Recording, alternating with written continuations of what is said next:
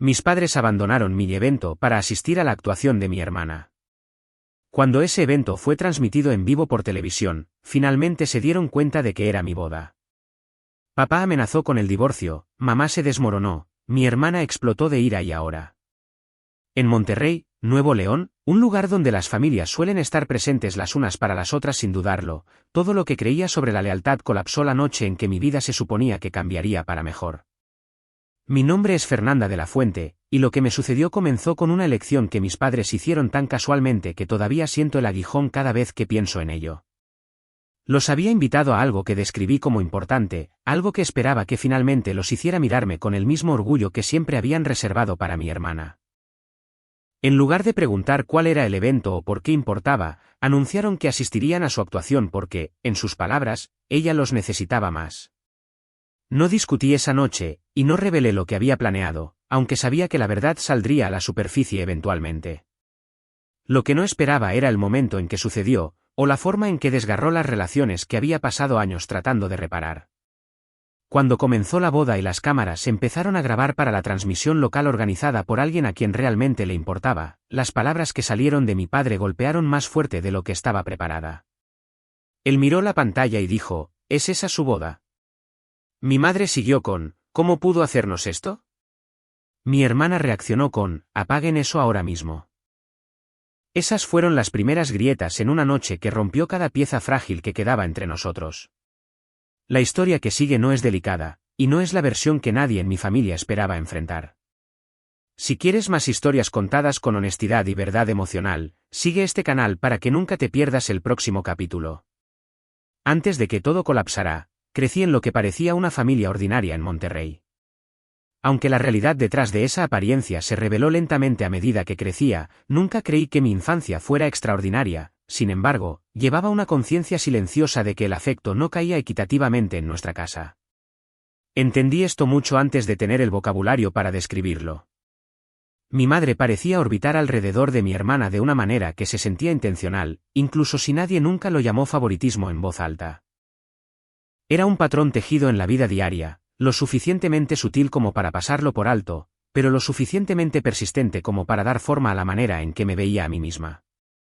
Comenzó con pequeñas elecciones que se acumularon hasta formar una imagen inconfundible.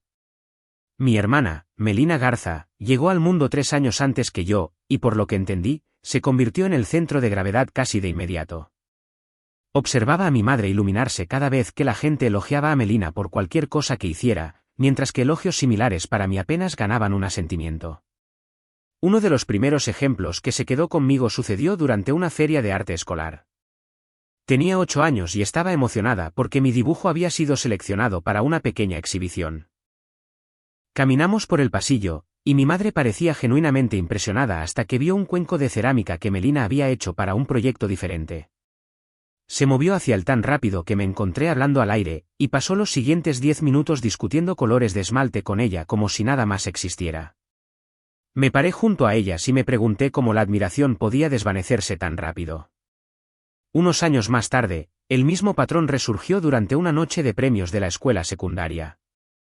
Había trabajado silenciosamente para llegar a la cima de mi clase de ciencias y ganado un pequeño certificado académico. Todavía recuerdo haber practicado mi sonrisa para no parecer nerviosa en el escenario. Cuando regresé a mi asiento, mi madre me felicitó con un tono que se sentía cortés en lugar de orgulloso. El momento terminó cuando mencionó lo bien que Melina se desempeñó en su ensayo del coro esa misma tarde. No fue cruel ni agudo, pero dejó una pesadez familiar en mi pecho. Aprendí a ajustar mis expectativas para no sentir el aguijón cada vez que mis logros eran eclipsados. Mi padre ofrecía un tipo diferente de distancia emocional. No era frío, pero se mantenía alejado de las pequeñas fracturas que aparecían en nuestro hogar. Rara vez intervenía cuando mi madre redirigía la atención hacia mi hermana, y a menudo me preguntaba si notaba algo en absoluto. Su silencio hacía que el desequilibrio se sintiera normal, como si las partes silenciosas de mí estuvieran destinadas a permanecer en silencio para siempre. Me dije a mí misma que la vida eventualmente se nivelaría una vez que creciera y encontrara mi propio lugar en el mundo. Eventualmente conocí a mi esposo, Javier de la Fuente, durante mi primer año trabajando en una pequeña organización sin fines de lucro. Él llevaba una calma y firmeza que suavizaba los bordes de todo lo que había internalizado mientras crecía. Javier celebraba mis logros con una calidez que se sentía nueva, y me tomó tiempo entender que el afecto podía ser consistente en lugar de condicional. Trabajé duro en mi carrera, pasando de pequeños roles administrativos a una posición donde gestionaba programas de alcance comunitario. Mientras Javier reconocía cuánto esfuerzo requería eso, mi madre reaccionaba como si hubiera elegido un camino sin importancia. A menudo cambiaba el tema cuando intentaba compartir el progreso del trabajo, y redirigía la conversación a algo relacionado con Melina. El contraste entre mi hogar y mi matrimonio hizo que el desequilibrio fuera más claro que nunca. Estos momentos formaron la base del conflicto que dio forma a todo lo que siguió. Se convirtieron en la lente a través de la cual interpreté cada interacción con mi familia, especialmente a medida que la edad adulta revelaba consecuencias más profundas de esos patrones tempranos. Un año antes, decidí comprometerme, y la elección se sintió como un punto de inflexión que había esperado a través de muchas temporadas complicadas de mi vida.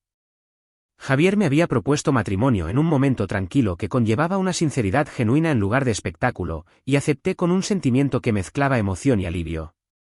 Creía que esta noticia podría cambiar algo dentro de mi familia, y esperaba que inspirara una respuesta más cálida que aquellas a las que me había acostumbrado. Me acerqué a la conversación con un optimismo cauteloso porque quería darles la oportunidad de encontrarme donde estaba parada en lugar de donde preferían que permaneciera. Me dije a mí misma que compartir este momento abiertamente podría invitar a un pequeño paso hacia algo más cercano al equilibrio. Les conté a mis padres sobre el compromiso durante una visita dominical que parecía sin incidentes hasta ese momento. Mi madre reaccionó con una expresión contenida que sugería que estaba procesando información que no había pedido. Ofreció un suave reconocimiento que no conllevaba emoción, y sentí que el aire se asentaba de una manera que me recordaba años anteriores. Mi padre respondió con un simple asentimiento antes de devolver su atención a una revista que había estado hojeando. Sus reacciones se sintieron lo suficientemente familiares como para que lograra mantener mi postura firme. Sin embargo, la familiaridad dolió en un lugar más profundo porque había esperado que la edad adulta cambiara algo sobre la forma en que me recibían. Traté de interpretar sus respuestas generosamente, aunque un dolor silencioso se formó debajo de mis intentos de mantener la compostura. Melina dio su reacción con una facilidad que pertenecía a alguien que creía que no necesitaba filtrarse. Me miró con una sonrisa que no llegaba a sus ojos y preguntó a quién le importaría siquiera asistir a mi boda. Su voz tenía un tono ligero que fingía ser juguetón, aunque las palabras aterrizaron agudamente. Tomé una respiración lenta y le dije que el día me importaba a mí, incluso si no le importaba a nadie más. Ella se encogió de hombros de una manera que desestimó todo el intercambio, y sentí que la tensión familiar volvía a mis hombros. Había pasado años dejando pasar sus comentarios sin confrontación, y este momento no rompió ese patrón, aunque deseaba haber tenido el coraje de desafiar su sentido de derecho más directamente. Llevé el peso de esas respuestas a la semana siguiente, y me di cuenta de cuánta fatiga emocional había aprendido a enmascarar. La persona que notó el cambio en mí fue mi mejor amigo, Carlos Reyes, quien me conocía lo suficiente como para entender la diferencia entre mi silencio y mi decepción. Le conté todo durante una larga llamada telefónica donde finalmente me permití expresar la frustración que mantenía oculta frente a mi familia. Carlos escuchó sin interrumpir, y me recordó que el apoyo emocional no siempre proviene de las personas que esperamos que lo brinden. Me animó a aferrarme a las partes de mi vida que se sentían firmes y genuinas en lugar de insistir en los ecos de viejas heridas. Sus palabras me permitieron respirar más libremente, aunque solo fuera por un breve momento, y aprecié la claridad que ofreció durante un tiempo que se sentía más pesado de lo que necesitaba ser. Regresé a mi rutina diaria después de esa conversación, y traté de acallar las preguntas persistentes sobre lo que mi compromiso revelaba sobre la dinámica de mi familia. Me recordé a mí misma que la distancia emocional no borraba la importancia del compromiso que había hecho con Javier. Los meses siguientes requirieron que reformara gradualmente mis expectativas para poder avanzar sin esperar a que mi familia respondiera de una manera que coincidiera con lo que esperaba recibir. Quedó claro que el compromiso marcaba el comienzo de un nuevo capítulo en lugar de una continuación de viejos patrones.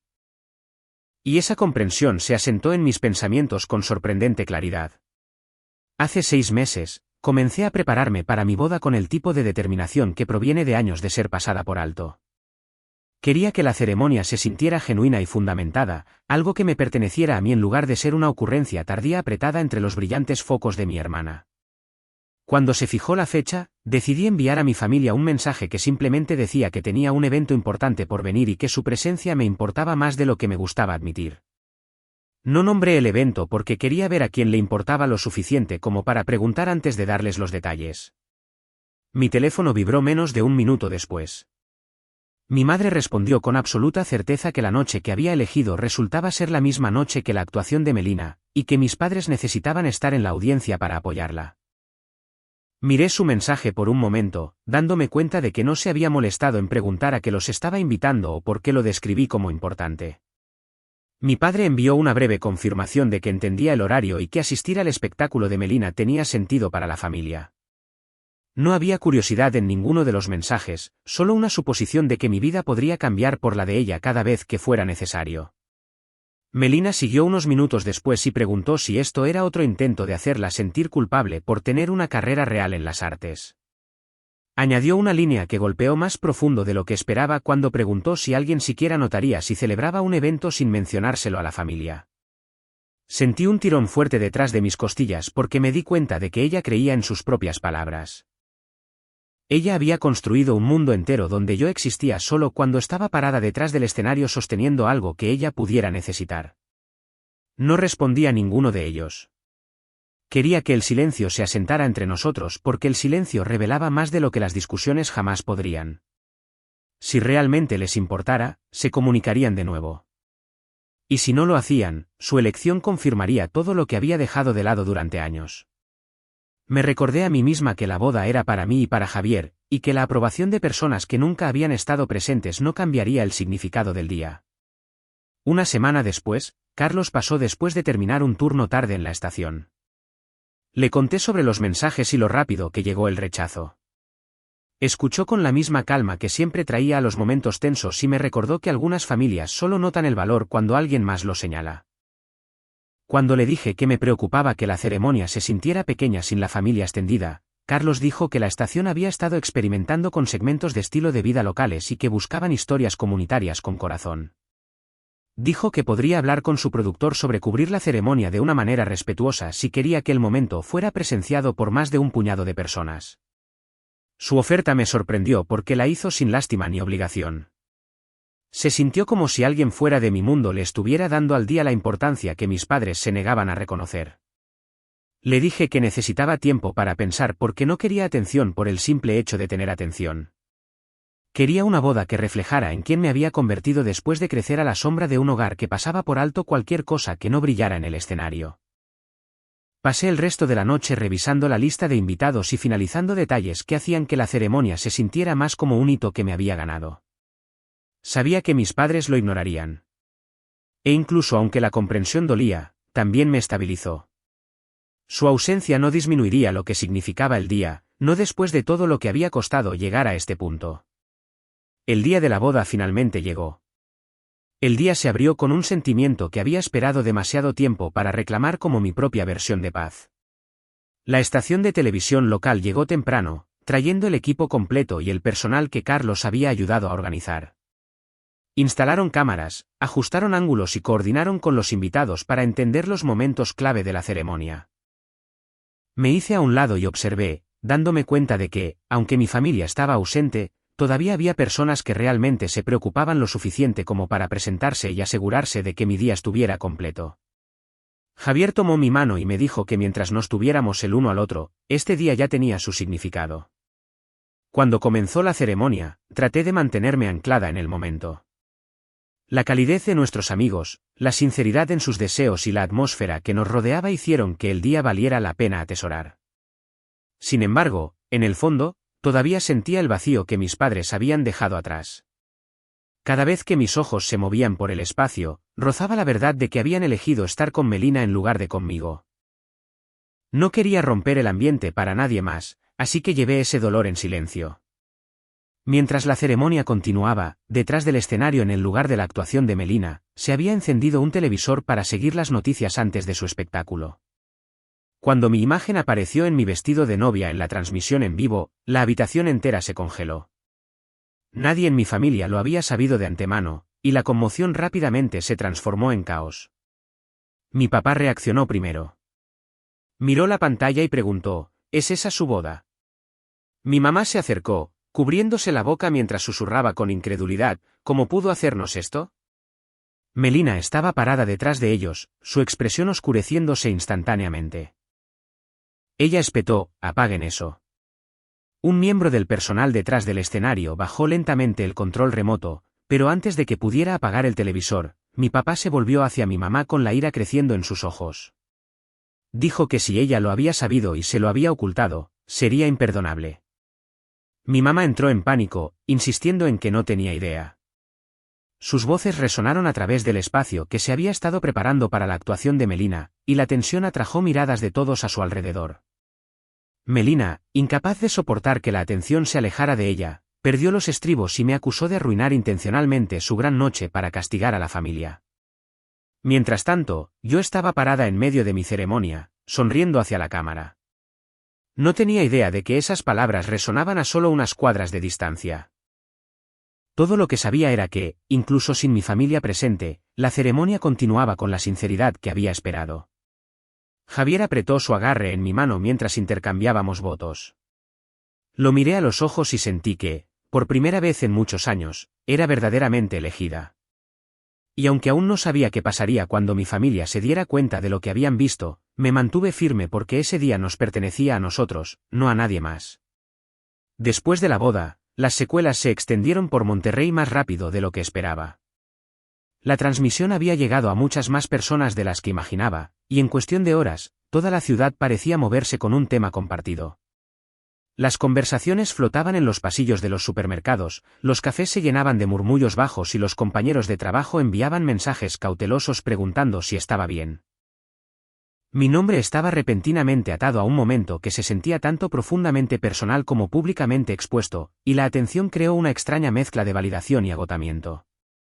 Quería espacio para respirar. Sin embargo, la historia viajaba con una velocidad que se negaba a darme espacio para recuperarme. Mamá comenzó a llamar temprano a la mañana siguiente, y sus mensajes se multiplicaron con una persistencia que revelaba algo más cercano al pánico que a la preocupación. Insistió en que todo era un malentendido, afirmó que nunca tuvo la intención de lastimarme y preguntó por qué permití que toda la ciudad viera un momento que debería haber permanecido dentro de la familia. El tono cambió de defensivo a suplicante, y el cambio rápido dejó claro que quería reescribir lo que sucedió antes de que alguien estableciera una versión que ella no pudiera controlar. Dejé sonar las llamadas porque cada intento de responder se sentía como volver a una narrativa centrada en ella en lugar de en mí. Papá también se comunicó, aunque sus mensajes conllevaban una energía diferente. Preguntó si podíamos encontrarnos en algún lugar tranquilo y hablar en privado, y la vacilación en sus palabras sugería que finalmente reconocía cuánto tiempo había cargado con la sensación de ser secundaria en mi propia familia. La invitación llegó sin excusas y sin acusaciones, pero aún así me sentí incapaz de encontrarme con él. Necesitaba tiempo para entender si su solicitud provenía de una claridad genuina o de la presión que barría Monterrey. Esa incertidumbre pesaba mucho sobre mí, y decidí que el silencio era más seguro que entrar en otra colisión emocional antes de estar lista. Melina enfrentó las consecuencias más inmediatas, y la noticia de ello me llegó a través de vecinos antes de que ella contactara a nadie. Los patrocinadores cuestionaron la confiabilidad de trabajar con alguien cuyo drama familiar estalló durante una actuación importante, y su director exigió una explicación de por qué parecía distraída detrás del escenario. La presión la obligó a enfrentar una realidad que había evitado durante años, y por primera vez no pudo esconderse detrás de los aplausos o los elogios de los padres. El cambio en sus circunstancias conllevaba una aguda ironía, y me encontré insegura sobre si sentir simpatía o alivio. No era venganza, sino más bien el resultado natural de las elecciones que hizo sin considerar su impacto.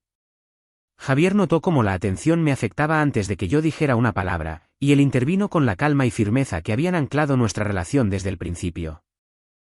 Mantuvo nuestra casa tranquila, manejó mensajes de invitados que querían actualizaciones y me recordó que tenía todo el derecho de crear distancia de cualquiera que contribuyera al dolor que llevó a este momento. Su apoyo me ayudó a reformular el caos como algo externo en lugar de una tormenta que necesitaba manejar sola. Con él a mi lado, el ruido se sintió menos abrumador, y comencé a entender que no tenía que cargar con el peso de las reacciones de los demás. A medida que las conversaciones en Monterrey continuaban, me di cuenta de que la boda había expuesto más que un momento de ausencia. Había revelado años de desequilibrio que ya no podían ser ignorados, y nos empujó a cada uno de nosotros hacia una verdad que mi familia había evitado reconocer. Las secuelas crearon incomodidad para ellos, claridad para mí y un camino que sabía que eventualmente necesitaría seguir. Cuando las cosas finalmente dejaron de resonar por la ciudad, llegaron a mi puerta como si nada hubiera colapsado. Abrí la puerta para encontrar a mis padres y a Melina parados juntos. Su presencia se sentía pesada, no por sorpresa, sino porque actuaban como si el caos que alimentaron no tuviera peso alguno. Me hice a un lado y los dejé entrar sin decir una palabra, decidida a enfrentar lo que trajeran con la cabeza fría. Mi madre comenzó a hablar antes de que alguien se acomodara. Su voz llevaba esa urgencia familiar que usaba cada vez que quería el control. Dijo que no pudo dormir después de la transmisión de la boda e insistió en que todo había sido un malentendido. Su intento de suavizar lo que sucedió se sintió débil.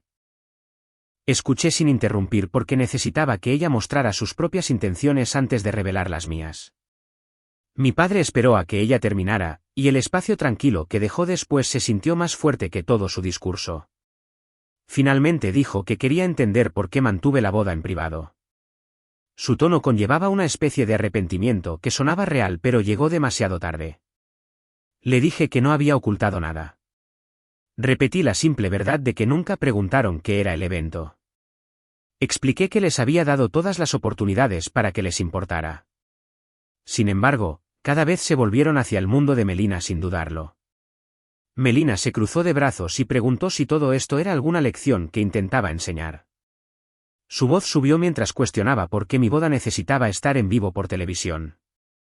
La miré y dije, la transmisión sucedió porque alguien finalmente creyó que mi vida merecía visibilidad.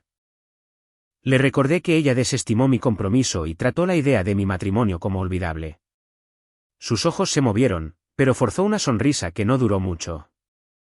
Mi madre comenzó a llorar mientras decía que había humillado a la familia.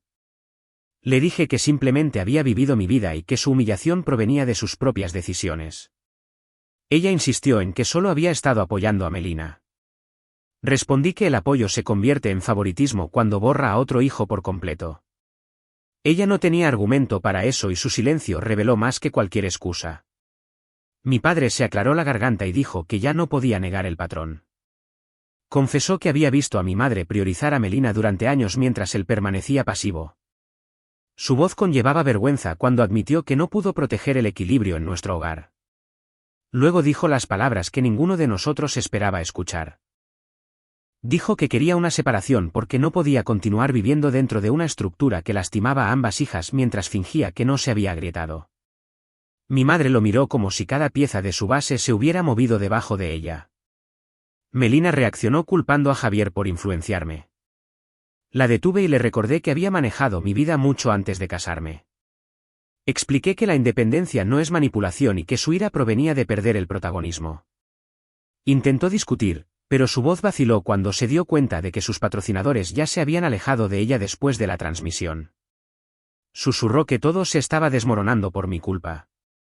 Le dije que las vidas colapsan cuando se construyen sobre la negación. No hubo gritos de mi parte, ni acusaciones diseñadas para herir, solo la verdad que habían evitado. Cuando la habitación se quedó quieta, les dije que esta era la conversación final que tendría con ellos. Dije que necesitaba paz, y la paz requería distancia. Mi madre me rogó que reconsiderara. Mi padre cerró los ojos como aceptando mis palabras, y Melina murmuró que yo era una desagradecida. Caminé hacia la puerta y la abrí sin hablar de nuevo. Se fueron uno por uno. Cerré la puerta con mano firme, sabiendo que la línea había sido trazada por última vez. A medida que el tiempo avanzaba, me encontré entrando en un nuevo ritmo que se sentía firme de maneras que no había experimentado antes. La vida con mi esposo Javier se desarrolló con un sentido tranquilo de propósito que me ayudó a entender cuán pesado había sido mi pasado. Creamos rutinas que nos pertenecían completamente, y cada día se sentía más fundamentado porque no había competencia por atención o aprobación. Lentamente aprendí a respirar sin esperar a que alguien me comparara con mi hermana o desestimara el significado de mis hitos. La distancia de mi antigua estructura familiar permitió que la claridad se asentara. Las noticias me llegaron a través de conocidos en Monterrey que mencionaron lo rápido que todo se deshizo una vez que la verdad se hizo visible. Mi padre cumplió con la separación de la que había hablado. Y la gente decía que parecía agotado pero extrañamente aliviado. Mi madre luchó para navegar la vida sin la dinámica en la que había confiado durante años, y sus intentos de proteger la imagen de unidad fallaron cuando se dio cuenta de que nadie creía las explicaciones que ofrecía.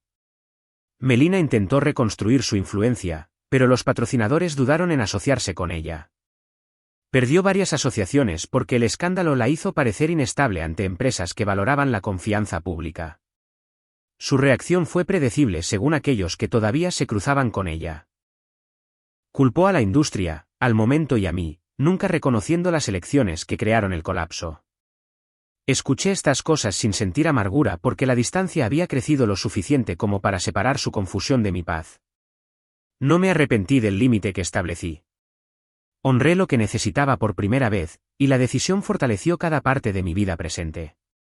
Javier se mantuvo firme cada vez que resurgían los recuerdos, y me recordó que la curación no requiere permiso de quienes causaron las heridas. Su presencia dejó claro que ya no vivía a la sombra de una familia que me trataba como una ocurrencia tardía. La experiencia me enseñó que la lealtad nunca debe exigir la anulación de uno mismo. Aprendí que el amor sin equilibrio se convierte en un peso que arrastra cada parte de la vida hacia abajo. Alejarse de las personas que rechazan la responsabilidad no significa abandonar la compasión. Significa elegir una versión de ti mismo que merece alegría. La paz comienza en el momento en que dejas de negociar con alguien que se beneficia de tu silencio. Y el crecimiento se vuelve posible cuando confías en tu propio valor. Gracias por quedarte con mi historia hasta el final. Cada experiencia conlleva un mensaje y espero que la mía te haya ofrecido algo significativo. Si alguna vez has enfrentado un momento donde elegirte a ti mismo se sentía imposible, me encantaría escuchar tus pensamientos. Comparte tus sentimientos o tu propio viaje en los comentarios para que podamos continuar esta conversación juntos. Tu voz podría ayudar a alguien que lo necesite. Gracias por ver este vídeo. No olvides darle me gusta y suscribirte al canal de Secretos Revelados para no perderte las últimas historias emocionantes.